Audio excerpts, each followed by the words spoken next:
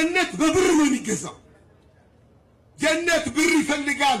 ዝም ብለህ የአረቢ ጀነት ብትል የለም፣ አምጣ ብር አምጣ ነው ጀነት የሚሰጥህ። ብር ከሌለ ጀነት የለም። ልብ ብላችኋል። ሰላት ለመስገድ ብር ያስፈልጋል አያስፈልግም? አያስፈልግም? ያስፈልጋል ብር። ብር ከሌለ ጀነት የለም። አየህ፣ ጀነት ምን ይፈልጋል? ብር ይፈልጋል። ጀነት ብር ይፈልጋል። ሰቢላ በሰዎች ላይ አላህ ግዴታ አድርጓል። አቅሙ ችሎታው ባላቸው ሰዎች ላይ ሐጅ ማድረግን ግዴታ ጥሎባቸዋል ይላል። ስለዚህ የሐጅ ማድረግ አቅሙ ኑሯቸው ለምሳሌ ዘንድሮ 1447 ዓመተ ሂጅራ 740 ሺህ ብር ያላችሁ ወንድሞች እህቶች ዘንድሮ በእናንተ ላይ ሐጅ ማድረግን አላህ ግዴታ አድርጎባቸዋል።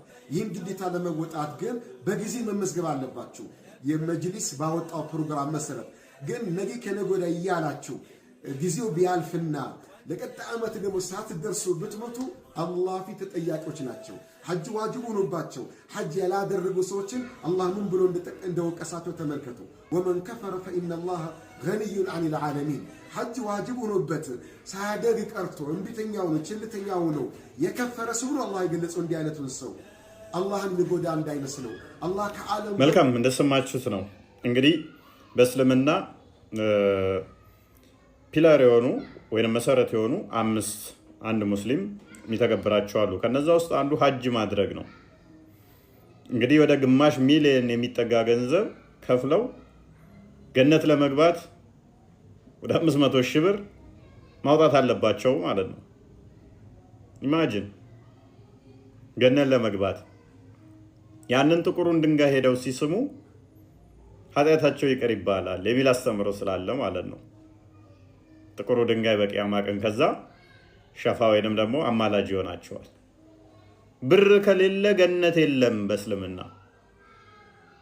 ወዳጄ ሐዋርያው ቅዱስ ጴጥሮስ የጌታ ደቀ መዝሙር አንዱ በቤተ መቅደስ በር ላይ ቁጭ ብሎ አካል ጎደሎ ነው ሲለምን ያገኘውና ወርቅና ብር ይሰጡኛል ብሎ ሲጠብቅ ጴጥሮስ ምን አለው መሰላችሁ?